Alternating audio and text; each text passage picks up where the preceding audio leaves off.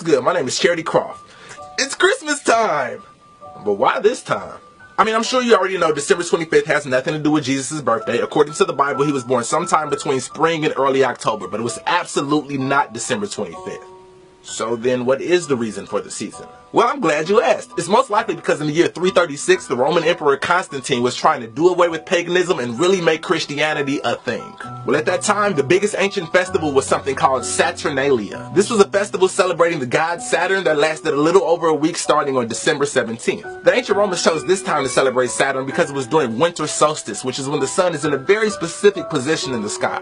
Now, we won't get too far into that, but listen, once you learn why Saturday is named after Saturn and why Sunday is named after the sun, and notice how most religious activities take place on one of those 2 days, a lot of things will start making sense to you. Anyway, so Constantine thought, since everybody's already celebrating at this time, I can just make this the day that we celebrate Jesus, and the whole world can make a much easier transition to Christianity. You gotta realize that at this time, most people worshipped multiple deities and were so-called pagans. Well, since Constantine and the Council of Nicaea were hell-bent on making Christianity the most powerful religion on earth, they just slapped their holidays on top of pagan holidays so the people could convert easier. Side note, the reason why Easter is always celebrated on a different day every year is because it's always the Sunday after the first full moon of the vernal equinox. Super pagan, nothing to do with Jesus' resurrection, nothing. Anywho, Christmas trees were used to decorate Saturnian temples. Mistletoe was used by ancient druids because they believe it had mystical powers. And presents were given during winter solstice to celebrate the spring to come. Pagan, pagan, pagan!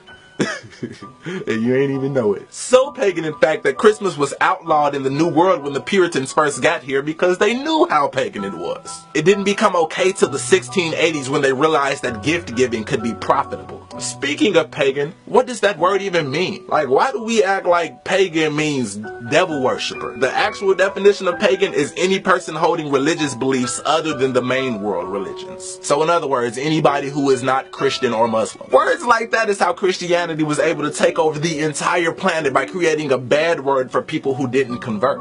He is pagan! Kill him! Back to Christmas. Who is this guy? Well, it's Santa Claus. He's actually based off a real person named Saint Nicholas, but you probably knew that already. But did you know that Saint Nick was a bishop in the Church of Turkey?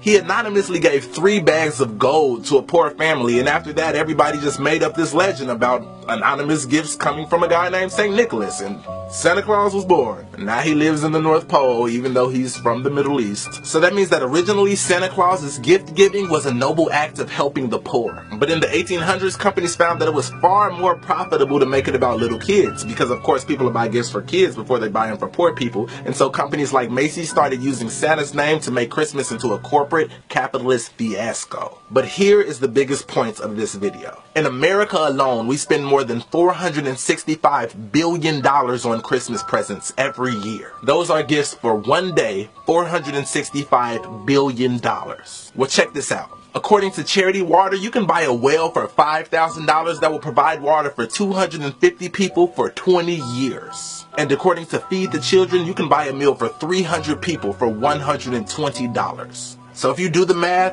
$120 times 3 meals a day times 365 days a year, then add in the cost of the water well, you could provide 300 starving people with food and water for a whole year with only $136,400. So if we take that $465 billion we spend, we could feed 1,020,000,000 people for a year. Well, it gets crazier. According to World Food Programme's hunger statistics, there are only 795 million starving people on Earth. So that means with the money America alone spends on one Christmas, we can literally end world hunger for a year. Now let's take that one step further.